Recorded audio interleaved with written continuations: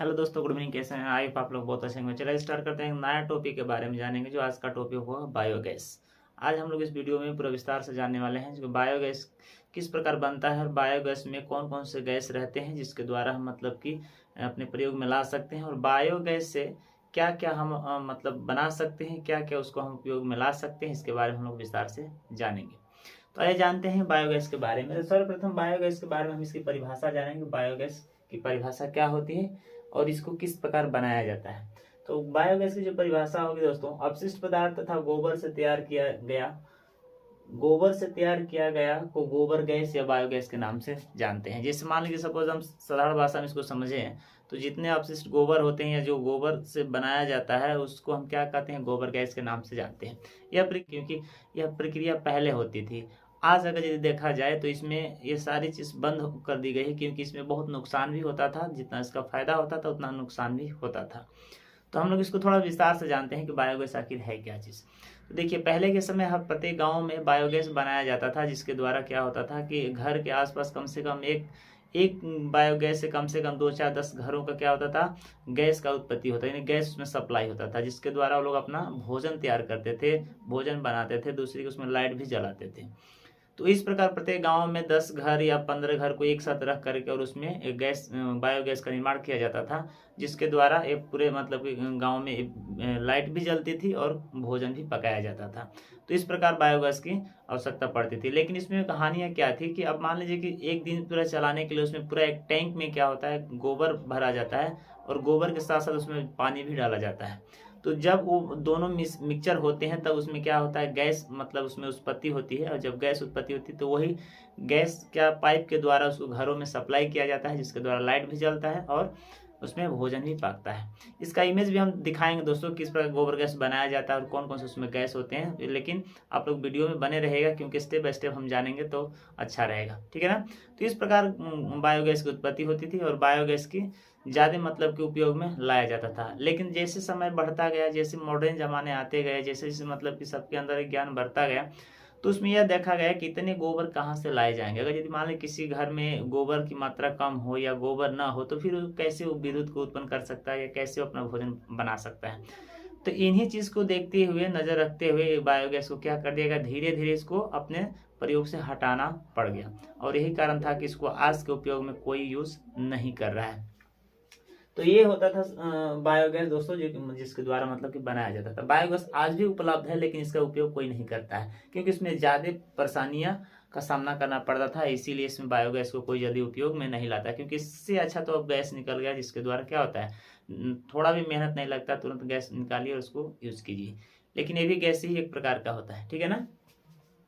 आइए देखते हैं बायोगैस से लाभ क्या क्या होते हैं और हानियां जो होती थी, हानियां तो हमने बता दिया। उसमें ज्यादा गोबर, ज्यादा एक ही हानि होती थी क्योंकि उसमें ज्यादा गोबर की आवश्यकता पड़ती थी और बाकी लोगों के पास इतनी आवश्यकता गोबर नहीं मिल सकता था, जिसके द्वारा क्या कर सकें, उसका उपयोग दे सके या भरपूर उसमें टैंक में भर सके। ठीक है, इसका लाभ देखिए।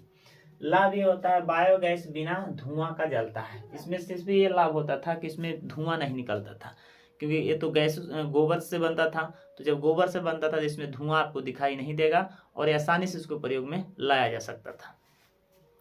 2 नंबर इसका जो लाभ था, ये देखिए, इससे प्रदूषण नहीं होता था। इसमें क्या होता था, जब इसमें गैस या धुआं नहीं निकलेगा, तो जब धुआं नहीं निकलेगा तो हमारे वातावरण सुरक्षित रहेंगे और इसमें प्रदूषण से भी हम बच सकते हैं और हमारा वातावरण क्या होगा, प्रदूषण से भी सुरक्षित रहेगा।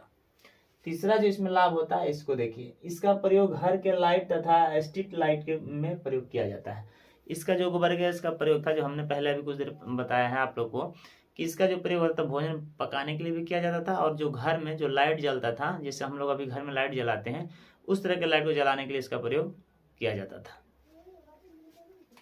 अगला जो लाभ है, प्रयोग की गई एस्लेरी जिसको हम गोबर कहते हैं, को खाद के रूप में प्रयोग किया जाता है।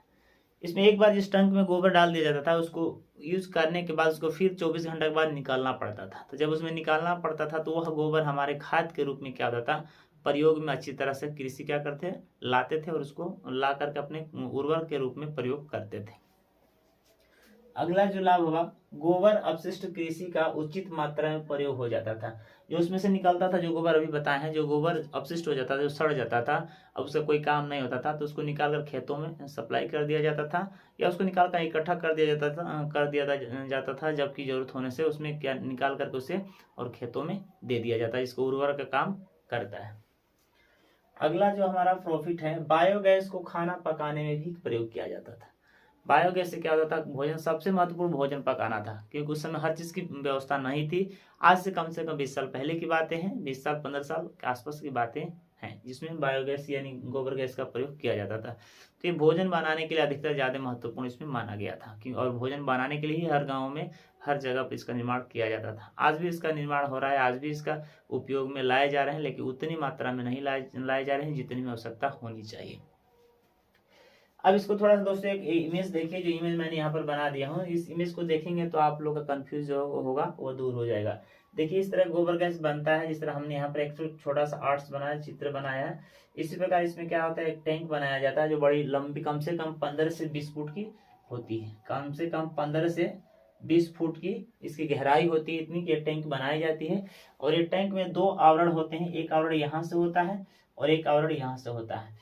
एक में क्या होता है, इसके ऊपर ढक्कन के जैसे लगा हुआ रहता है, यह जो आवरण होता है वो ढक्कन के जैसे, वो माने निचले तल से ऊपर वाला जो ये वाला बीच वाला तल होता है वो ढक्कन के रूप में काम करता है।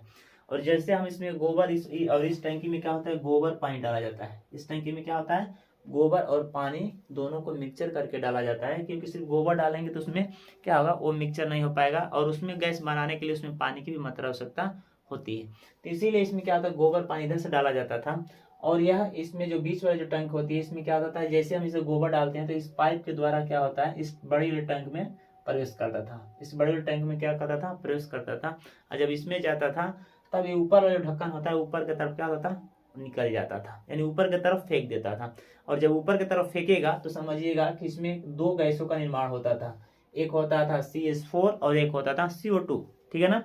ये 2 गैस इसमें प्रचुर मात्रा से पाए जाते थे, यानी हम तो जानते हैं, आप लोग भी जानते हैं कि जो गोबर होता है उसमें मीथेन गैस की मात्रा पाई जाती है, ठीक है ना। और कार्बन डाइऑक्साइड जो होता है जलों में भी होता है, हमारे वातावरण में भी पाया जाता है। तो ये 2 गैस इसमें प्रचुर मात्रा से पाई जाती थी, और इसमें दोनों गैसों को मिलने से इसमें क्या होता था, बायोगैस बनता था। इसके द्वारा यहाँ से क्या होता है, इस पाइप के द्वारा यहाँ पर स्टोरेज होता था। जब इस वाले टैंक में बनता था तो इस वाले पार्ट्स में क्या होता था, स्टोरेज होता था ये गैस। और गैस स्टोरेज होने के बाद इस पाइप के द्वारा, नली के द्वारा क्या होता, सप्लाई होता था, यानी एक घरों में या कहीं भी जिस स्थान में हमको ले जाना था, उस स्थान में इस पाइप के द्वारा हम लेकर के जाते थे। ठीक से वही प्रक्रिया है जिस प्रकार गैस सिलेंडर में होता है। सपोज मानिएगा जो गैस सिलेंडर जो नीचे का होता है वो वाला पार्ट्स होता है इसमें, जिसमें CH4 और O2 भरा गया है, ठीक है ना, क्योंकि सिलेंडर में दूसरा गैस भरा जाता है। हमने इसको एग्जाम्पल के रूप में समझा रहा हूँ ताकि आप लोग को समझ में आ जाएगा। तो इसमें 2 गैसों का मिश्रण भरा हुआ है, जैसे ये गोबर वाला टैंक उसमें नहीं है, ठीक है ना। डायरेक्ट इसमें हमने क्या किया, उसमें स्पिंडित करके उसमें गैस को भर दिया। अब उसके ऊपर एक लीवर लगा होता है, जिसके द्वारा, पाइप के द्वारा हम इस चूल्हे में ला करके क्या करते हैं, फिट कर देते हैं। अब यहाँ से जैसे लीवर को ऑन करते हैं तो गैस जाना स्टार्ट हो जाता है, और उस चूल्हे में जाकर हम क्या करते हैं, जैसे उसको ऑन करके उसमें लाइटर से ऑन करते हैं, लगाते हैं तो इसमें जलने लगता है, यानी गैस यहाँ से सप्लाई होने लगता है। सेम वही प्रक्रिया होती है। तो इसमें क्या होता था कि इसमें मतलब गोबर से इसमें गैस तैयार होते थे, और ये 2 गैस जब बनकर यहाँ पर स्टोरेज होते थे तो ये यहाँ से मतलब क्या होता था, जाना प्रारंभ होता था। लेकिन इसमें फर्क इतना होता था कि जो इसमें थोड़ा समय की मात्रा ज़्यादा लगती थी, क्योंकि थोड़ा कम, अगर यदि ज़्यादा इसका मतलब भोजन पकाना होगा तो थोड़ा पहले स्टार्ट करना पड़ता था, यही कारण इसमें होता था, क्योंकि समय का ज़्यादा इसमें नुकसान भी होता था। तो ये प्रक्रिया होती थी दोस्तों, जो बायोगैस के बारे में हमने आज इस वीडियो में जाने, जो बायोगैस के प्रकार की होती है, और बायोगैस से मतलब क्या क्या हानियाँ होती है, क्या क्या लाभ होते हैं। एक्चुअली देखा जाए तो बायोगैस से ज़्यादा हानियाँ नहीं भी होते हैं, लेकिन ज़्यादा उससे क्या होते थे, लाभ ही होते थे। तो इस प्रकार बायोगैस से हमें अपने जीवन में देखिए किस प्रकार बायोगैस का प्रयोग होता था, किस प्रकार प्रयोग किया जाता था, और किस प्रकार इसको मतलब कि छोड़ दिया गया, और इसका यूज़ क्यों नहीं किया जाता था, इसके कारण के बारे में हम लोग जाने, और इसके लाभ के बारे में हम लोग जाने विस्तार से। तो बस दोस्तों, अगर यदि वीडियो आप लोग को अच्छा लगता है तो मेरे चैनल को सब्सक्राइब कीजिए, और मेरे वीडियो को ज़्यादा से ज़्यादा शेयर कीजिए, ताकि और भी दोस्तों के पास मेरा वीडियो जाए, ताकि और भी दोस्तों को इस पर हेल्प मिल सके, इसके बारे में जानकारी प्राप्त कर सकें। और एक चीज़, अगर यदि मेरे चैनल पर नए हैं तो मेरे चैनल को सब्सक्राइब भी कर लीजिएगा, ताकि यूट्यूब से रिलेटेड जितने मैं वीडियो अपलोड करूँ सबसे पहले आप लोग को मिल जाए और आप लोग उसके बारे में जानें। तो बस दोस्तों आज के लिए इतना ही इस वीडियो में जानेंगे, फिर अगले वीडियो में मिलते हैं, तब तक के लिए इजाज़त दीजिए। जय हिंद, जय भारत।